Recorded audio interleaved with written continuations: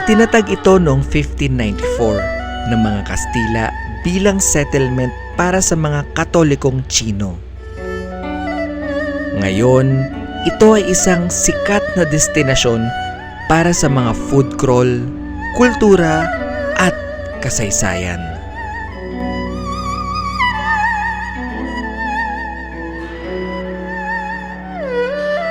Good morning po mga Cried-Out and welcome po sa ating YouTube channel. Nandito tayo ngayon sa Binondo at bibisitahin natin ang pinakamatandang Chinatown sa buong mundo.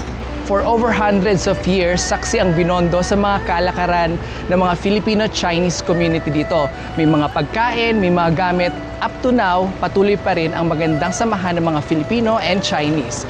Kaya naman for today's video, samahan niyo po akong mag-food review, food taste sa mga classic na pagkain hanggang sa mga modern and trending na pagkain na nakikita natin ngayon online. Tara, food trip tayo!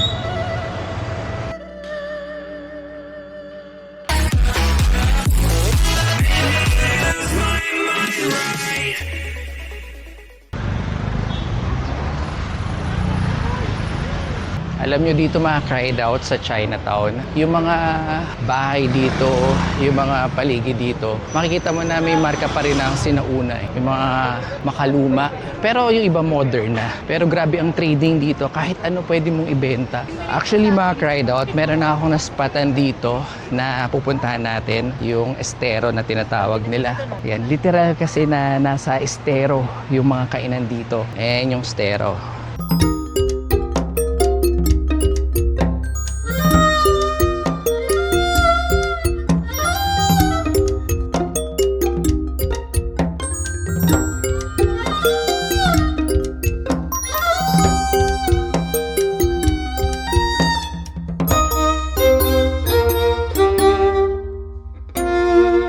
Sige ate, pwede pong dalawang order po, yung oyster cake ate, frog legs po, isang order. May hack po ba nito? Ay, wala.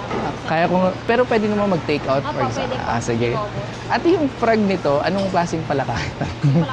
Palakang bukid. Okay po. So mga Cried-Out, nandito tayo ngayon sa may LGA Fast Food. Dito yan sa may Binondo, Chinatown. And titikman natin ngayon yung kanilang oyster pancake and yung fried frog legs with salt and pepper. Tapos pinagdagdagan natin ng chili. Ingredients na nakikita ko ay egg, tapos merong toge. Medyo ma-oily lang siya. May cilantro. Tama ba? O yeah, ito yung cilantro. Tingnan natin ang first bite natin. Very light lang yung atake ng pagkain. Nagkamay na ako para mas matikman ko yung pagkain. Malasa siya actually, pero malalasahan mo talaga yung egg dito, yung scrambled egg, tapos yung toge. May pagka-salty siya, pero tolerable naman and in a good way pa rin, hindi sobrang alat. Pero medyo may pagka-sticky yung loob. Brownish din siya. So para mas maging familiar sa inyo yung lasa ba ng oyster pancake, kung nakakain na kayo ng toge na ulam, lagyan nyo lang yun ng itlog. Mas nagiging flavorful yung labas ng oyster pancake. Sarap. Kapag ayaw mo magkanin, pwede na to kasi mabigat na rin siya sa sikmura. Bumabalanse yung pagkain natin. Mainit siya. Actually, nung pagpunta ko dito, pag umorder ka dito, bagong luto talaga siya. Maganda din dito, pwede siyang pangbaon ng mga bata. Ayun, ito yung oyster. So, nakita na natin yung oyster. Okay, masarap yung oyster niya. It melts in your mouth. Ang atake ng oyster, hindi malansa. So, lagyan natin ng hot sauce. So, magkaroon tayo ng one big bite. Sarap. Mas masarap siya pagka nilagyan siya ng sausawan. One big bite! Pero yung serving nila dito, isang oyster pancake, 3 to 4 persons yung pwedeng kumain ito. Makapal yung pagka-pancake niya, tapos hindi tinipid sa sahog. Pero yung lasa niya, hindi malansa. Tamang-tama yung pagkakaluto sa kanya. Alam niyo yung pagkain na okoy? So parang ganun yung pagkakasetup ng pagkain. Yun lang nga, sa okoy or ukoy, ang ginamit doon ay hipon. Dito naman, toge, tapos oyster. Overall, masarap yung kanyang lasa. Pero okay na, pag sinamahan mo to ng kanin, tapos kape or soft drinks, masarap siya. Kung i-rate ko to, 10 is the highest, 8 over 10. Mahilig kasi ako sa parang mga ulam style. So proceed naman tayo dun sa next na in-order natin. Fried frog legs with salt and pepper. Tapos, additional natin ng chili. Actually, first time kong kumain ng palaka. Pero sabi nila masarap daw. And tinanong ko si ate kung anong klaseng palaka ba ito. So, ito ay palakang bukid. Uy, shucks, ito na talaga yung palaka. Hindi siya ma-oil. Crunchy siya. Andun yung salt niya. Andun yung pepper. Mabuto lang talaga siya. Yung mga small bones talaga ng palaka. Ito yung buto ng palaka. Okay, crunchy siya. So, sobrang dami ng buto niya. Nadudurog na, nakakagat mo na yung iba. Susubukan natin yung sauce nila. Yung sauce nila para siyang sweet and sour na sauce. And then, subukan natin bukod sa legs ng frog, yung medyo big part. Feeling ko ito yung katawan ng palaka. Ang luto nila ng palaka dito, bukod sa palakang bukid ang ginagamit nila, legs and body yung piniprito nila, yung ulo inaalis nila. So, eto feeling ko, hindi siya mukhang legs. Eto feeling ko yung katawan ng palaka. Hindi ko na lang ini-imagine yung palaka. So, totoo nga yung sinasabi nila at based sa panlasa ko, lasa siyang fried chicken. Tapos malaman din siya actually Ayan yung mga laman ng palaka. So, bakit nagkakaroon ng muscle yung palaka? Siyempre, malakas siyang tumalon. So, ito yung mga muscles na nabuo ng palaka sa pagtatatalon niya. Hindi mabuto yung part ng palaka na katawan. Crispy. Tapos ito para siyang drumstick ng chicken. Sa flavor niya, bigyan natin siya ng 8 out of 10. Tapos very light lang yung kulay niya. Ang sarap yung pag-anghang niya. Dagdagan mo pa ng sweet and sour nila na sauce. Thank you, nakakain na tayo ng palaka ngayon mga cried out. I guaranteed, malinis siya, walang lansa akong nalalasahan. Pero pag na-imagine ko yung palaka, minsan parang ganun ako. And then yung overall rating natin sa kanila, it's 8 out of 10. Hindi ko naman naamoy yung stero. Siguro kung 10 yung pinaka-amoy na amoy mo yung stero, mga siguro 6 lang yung amoy ng stero dito. Hindi masyado. Mas naamoy ko yung pagkain dito. So, proceed na tayo sa next food trip natin Let's go!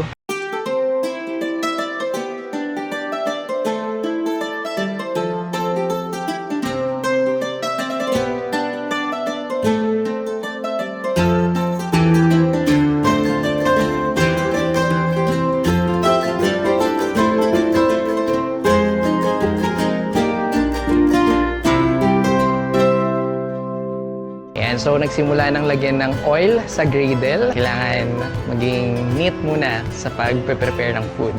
Anong tawag po dyan natin? Pancake? Chinese pancake. Okay, Chinese pancake. Tapos, inikot-ikot na parang pag-ibig.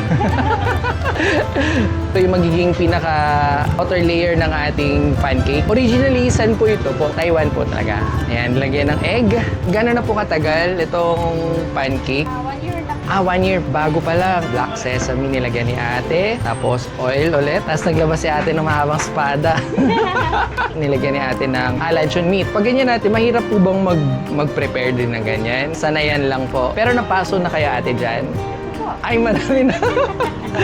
Marami na palang Marami ng paso. So, nilagyan ni ate ng spicy sauce. Siyempre, mas lalong sasarap kapag kami anghang ang pagsasama. Joke lang. Kaya actually, mahilig tayo sa spicy kasi it adds flavor sa ating food. Ang word of the day natin doon, hindi nakakasawa pagka medyo spicy yung food natin. Cabbage at saka lettuce. Ayan. Yan. Lettuce siguro sa Taiwan ang tawag doon. Wonton cracker. And then, chicken. Tapos yung luncheon meat, nilagay sa pinakatuktok. At kung gusto nyo makita si Marian Rivera dito sa Binondo, nandito lang siya at gumagawa ng simpleng pancake na masarap. Okay? Andun si Mama, nagtago tuloy. So, ayun si Ma'am Marian, maabutan niyo dito, and si Sir Aris. So, mga cried out, nandito tayo sa Mei Wei Wuxiang Shan. Ay, tama ba? Chinese pancake. Ayun, Chinese pancake. Nandito tayo sa Chinese pancake sa may Binondo. Titikman natin yung kanilang pancake. Actually, mainit siya. Ang challenge sa atin ngayon kung paano natin siya kakainin ng bagong luto. Nag-order tayo ng A5, which is yung chicken steak luncheon meat pancake. Ang init. Grabe. Aray, ang init. Pero maganda dito yung papers, hindi siya madaling masira. My gosh, ang init. Tara, big bite na tayo.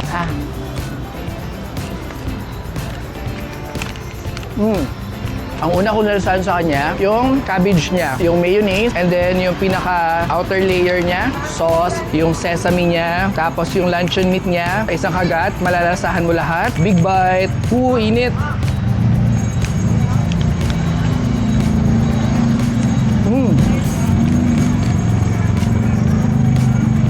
Okay, siksik yung pancake niya.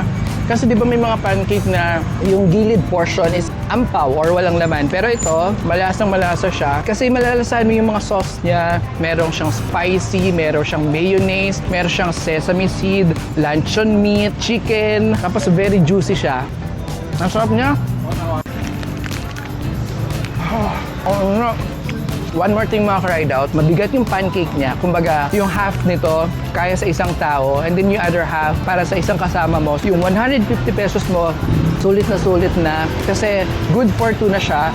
And at the same time, healthy. Ngayon, sabi ko sa sarili ko, pagka nalasahan ko, sasabihin ko kagad yung nalasahan ko kung okay ba or hindi. Kung kailangan ba ng improvement. But itong moment na to, okay sa akin to. Very unique yung style niya. Hindi tinipid sa mga ingredients niya. Kasi honestly, before, naka-experience ako. Somewhere in Ugbo yun, maganda yung outer layer niya. Pero yung pagdating sa loob, grabe. As in, nangihinayang ako. Pero sabi nga nila, kailangan mong ma-experience at malasahan para ma-share mo sa iba kung okay ba or hindi. Kasi pwedeng sa akin masarap, sa inyo ay hindi, or sa inyo masarap, sa akin hindi. That makes sense. Ito po, tingnan mo, dami-dami niya oh. Yung chicken. Very tender yung chicken. Hindi siya mahunat. Juicy yung chicken niya. Kasi yung luncheon meat, alam naman natin lasa, di ba? Tapos yung cabbage niya, very crunchy. Marami silang iba't ibang flavor dito. Pwede siyang subukan. Ito nga pala is from Taiwan. And first time kong ma-encounter yung ganitong klaseng pancake dito. Kasi yung literal na pancake lang sa atin is literal na butter lang, ganun lang ginagawa. Pero dito, para siyang lumpiang Shanghai. Sa dami ng recados. One big bite.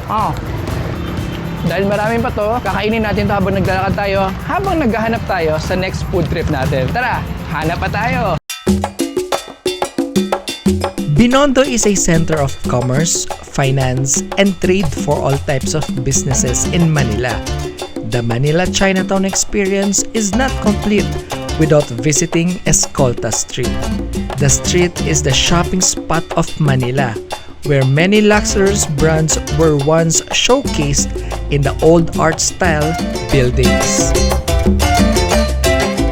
Tapos na tayo ngayon sa may Chinese pancake, and overall na food taste natin doon sa pancake, 8 out of 10. Hindi ganun kamahal yung price niya. Sulit yung mga ingredients na ginamit sa kanya. Masustansya yung food. Yung presentation din sa kanya okay din. And syempre yung nagsaserve sa kanya, sila Sir Adi, sila Mamarian, is, alam mo yun, lagi nakasmile. Kasi anin mo yung sarap ng pagkain kung ang nakaserve kasimangot or hindi nila parang gustong ibenta yung food na binibenta nila. Alam mo pagka nandito ka sa Binondo, hindi sapat yung sa isang street ka lang pupunta eh. Kailangan mo siyang ikutin para mahanap mo yung mga masasarap na pagkain. Kasi madalas yan, yung mga masasarap na pagkain, sila yung mga nasa sulok-sulok lang, nasa tabi lang. Kumbaga, sasadyain mo kasi pwedeng sila yung isa sa pinakaunang na nagtayo ng kainan. Kaya kailangan matyaga kang maglakad dito. Katulad ngayon, nandito tayo sa liblib na park ng Binondo at kailangan natin talagang busisiin kung saan natin makikita yung mga pagkain na pwede nating matikman, yung mga katakam-takam, mga pagkain na pinipilahan at pinupuntahan. Isa sa binisita nating lugar dito, yung isa sa pinakamatandang establishment dito sa may Binondo, Chinatown, ang Engbitin. Kaya naman sinubukan natin yung honey roasted ube pao nila. Mainit-init siya, very soft. Ito ba yung sinasabi nilang honey roasted? Since kulay ube siya, hindi mo naman literally na masasabi na ube flavor talaga siya. It's like a plain bun. May pagka parang corned beef yung itsura ng kanyang loob. May mga parang brisket or yung parang buwaghag. Matamis-tamis siya. Malalasahan mo yung roasted beef. Medyo spicy siya, pero masarap ha. Makapal yung bun niya sa loob. Kung naghahanap ka ng typical na ube pao, pwede mo siyang subukan. Masarap siya pagka sinamahan mo ng kape, soft drinks, or juice. Akala mo yung color violet is ube, pero color lang siya. Alam mo yung napapatulala ka sa sarap? Yung laman niya is hindi siya yung dumidikit sa ngalangala. Hindi ko alam, asado yata yun. Bola-bola yung dumidikit sa ngalangala na sinasabi nila parang pusa daw yun pag sa siopaw. Kung i-relate natin yung honey roasted ube pao nila, 7 out of 10. Next natin natitikman dito sa Engbitin ay itong kuchay a. Para siyang hard shell na tinapay. Meron siyang filling sa loob. So titignan natin yung filling niya sa loob kung ano ba yung mixture ng kanyang flavors, kung ano ba yung lasa niya. So check natin. Alright. Basically, tinapay siya on the outer layer. Medyo matigas siya. Para siyang biskuit. Plain lang yung lasa niya. Okay, kompleto yung feeding niya sa loob. May tofu rin siya, carrots, and then kinchay siya. Actually, yung isang ganito, it's like a hopya style. Kuchay dito yan sa Eng Bitin. Can give this 6.5 out of 10. Pero, hindi sa ayaw ko siya. It's just that hindi ako mahilig lang sa empanada. Pero masarap to. Pili ko magugustuhan to ng mga magulang natin, mga lola't lola natin. Sobrang sulit at solid na to mga cried out.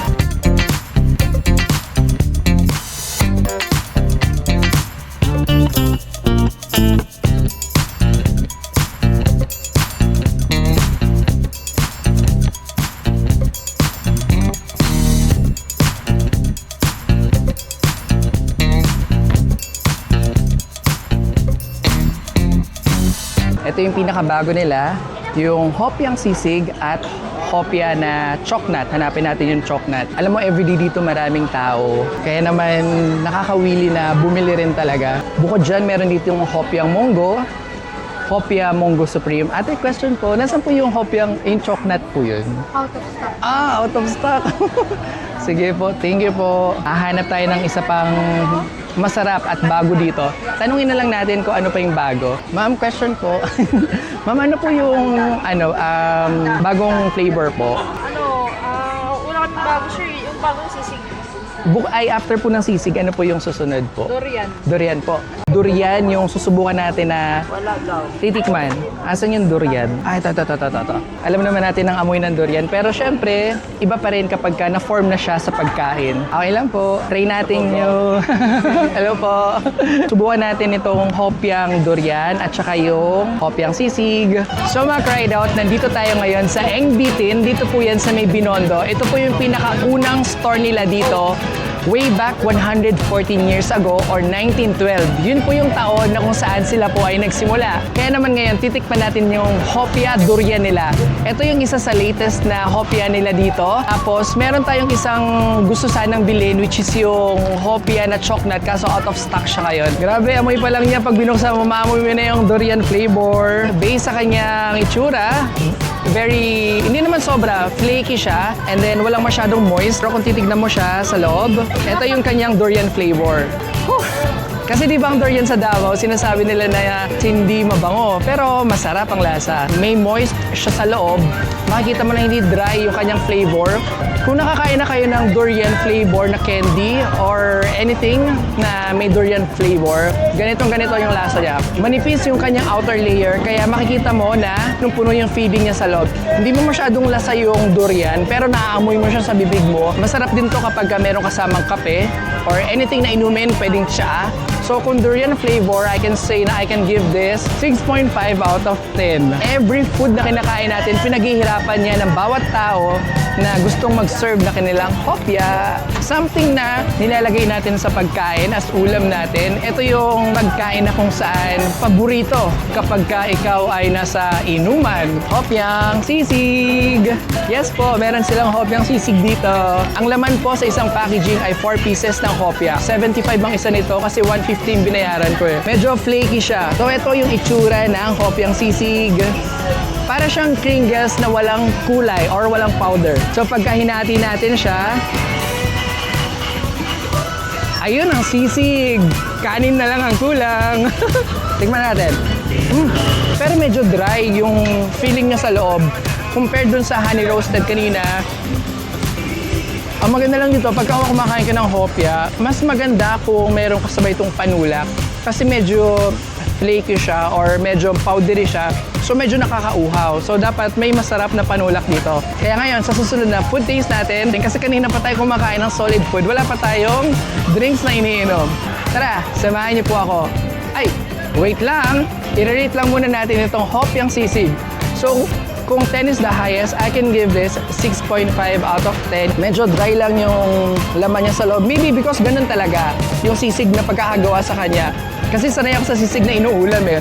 Pero kakaiba siya, something unique and something that is you will look forward na matikman siya. Kasi bihira lang natin makita sa tinapay ang sisig. Okay ba yun mga ka-ride out? Tara, samahan niyo ulit ako sa next food taste natin. Tara, inom na tayo. Uhaw na ako talaga.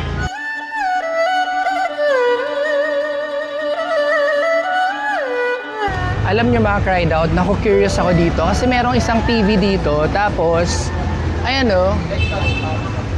Tapos may hawak akong camera, tapos siya may TV. Tapos nagtititigan kaming ganyan. So, dito yan sa may Veg Select Food Services. Nadaanan ko na yun kanina eh.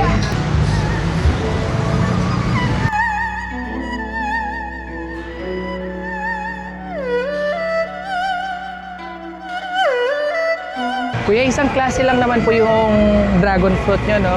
Ito po yung bayad ko po. Kanina ko pa kasi siya nadadaanan. Tagal na kayo, kuya, dito? Okay po. And napaka-catchy lang kasi ng color. Nakahilera lahat ng dragon fruit. Yung dragon fruit nila may dalawang size. Isang 80 pesos, which is yung medium. At saka yung large, 100. Bali, yung ingredients niya, kuya, dragon fruit tsaka nata po ba? Okay. Ay, ano to, kuya? Condensed. Thank you po. Sige po. Thank you po. Try natin yung dragon fruit dito sa Donna and Junior. So may tapat yan dito sa Oishikun pala. Ang ingredients niya mainly is yung condensed milk, tapos may nata, and then yung dragon fruit natin. Yung dragon fruit, basically, hindi siya yung sobrang matamis eh. Parang it just nurture yung refreshment mo pagka umiinom ka. Ang magdadagdag flavor sa kanya is yung condensed milk, yung matamis, at saka yung nata. Actually, first time ko makainom ng dragon fruit, nakikita ko siya sa Ugbo. Ayun. Pero wala po kayo sa Ugbo or sa Fusion Alley. Dito lang po talaga. Ayun. So kung madadaan kayo dito, DJ, Donna and Juniors. Dito yan sa may tapat ng video malapit. Pero permanent kayo dito po. Ayun. Ito. Masarap siya kasi hindi siya nakakaumay eh. Ito, siguro cooling. Actually, nakakatulong siya after mong kumain ng mga solid foods. Siopaw, siomai, hopya, pancakes. Nakakapag-add flavor siya para ma-refresh ka. Sarap. Masarap ng nata. Promise, nata. Bibigyan natin ngayon siya ng score. 10 is the highest. So, nandiyan si Kuya. Naririnig niya tayo. Tsaka ni ate. Pero sasabihin syempre natin yung totoo, di ba? Since na-refresh tayo and cooling siya, 8.5 out of 10. It surpass niya yung uhaw mo. Parang pagkaumay mo sa pagkain kanina, it gives other cooling flavor or refreshment. And dito ko siya una natikman sa Binondo. Tayo ngayon sa may Oishikun. Dito po yan sa may Ongpin Street sa may Binondo, Manila. At titikman natin yung trending dahil pinipilahan at dahil mukhang masarap dahil hindi ko pa siya natitikman sa ngayon. So mamaya, i-reveal natin kung pasado ba siya, kung okay ba siya. Lalo na sa mga tulad natin na hindi masyadong fan ng tinapay. Malay mo this time, maging fan na tayo ng tinapay.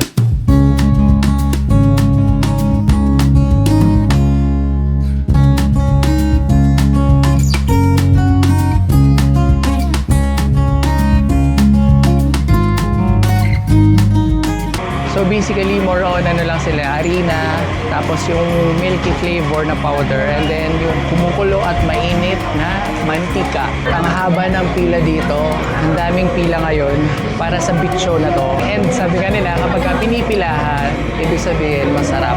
Alright mga ka-ride-out, nakabili na tayo ng milky bicho dito sa may Oishikun. At sa tapat lang ng Oishikun is yung dragon fruit na binili natin kanina. So yung itsura ng ating milky bicho, papakita ko sa inyo.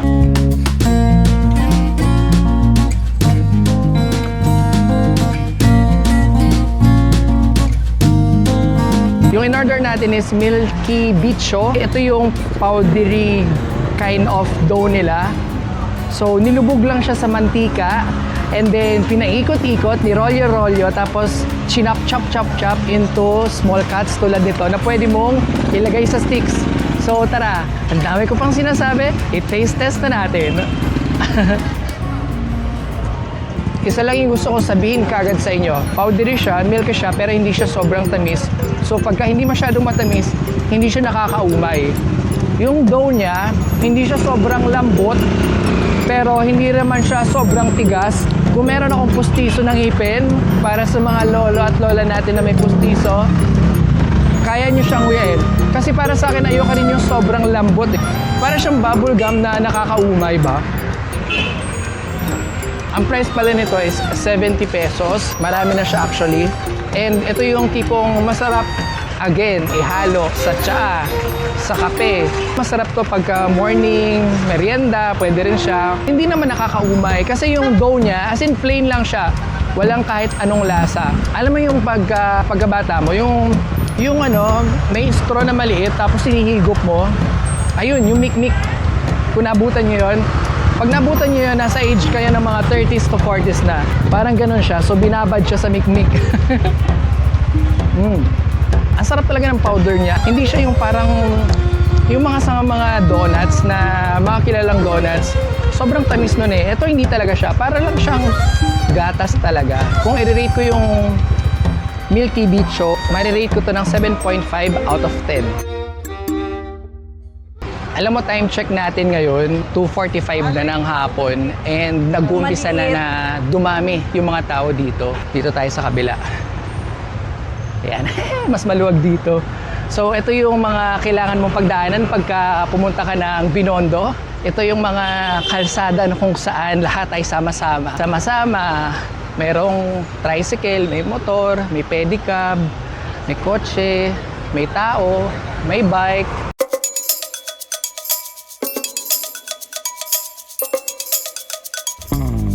Kamusta ba ang Binondo Chinatown experience ko? Ang pag-food crawl sa Binondo, ang pinakamatandang Chinatown sa buong mundo, ay isang siksik na karanasan ng kasaysayan, kultura, at syempre, masarap na pagkain. So medyo nahihirapan akong mag-outro kasi nahiya ako daming tao. Nahiya tayo na mag-vlog dun sa may arko ng Binondo, ng Chinatown. Pero hindi tayo nahiyang mag-outro dito sa likod ng falls. Grabe nahiya ako pero okay lang. Once in a lifetime lang to. Eh kasi dito walang tao eh. Eh di dito tayo mag-outro. Kaya mo na. Lord, sana wala pong magalit sa akin dito. Dito ako para akong kakanta dito. Sug tayo dito. So mabilisan lang. So mga Cried Out, dito po nagtatapos ang ating Binondo Chinatown food vlog.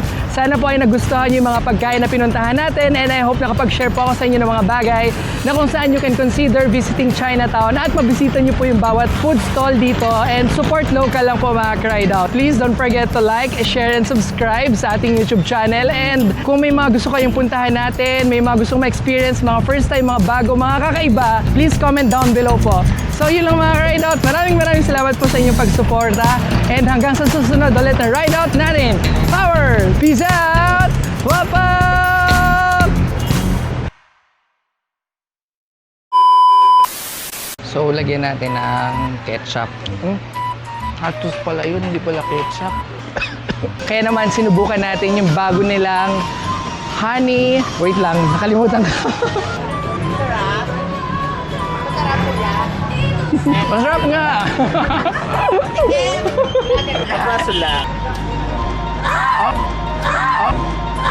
Masarap!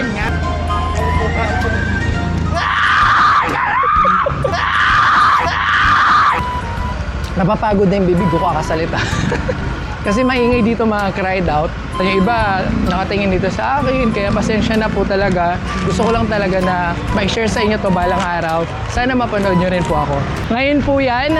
Okay, so mga Cried Out, dito po. Nakaya. Tapusin mo na, dalihan mo! Oh, dalihan mo! Nakatingin na dito yung mga barker sa tabi ko. Tapos yung mga polis nandun sa gilid. Thank you po! Thank you Chinatown! Thank you Binondo!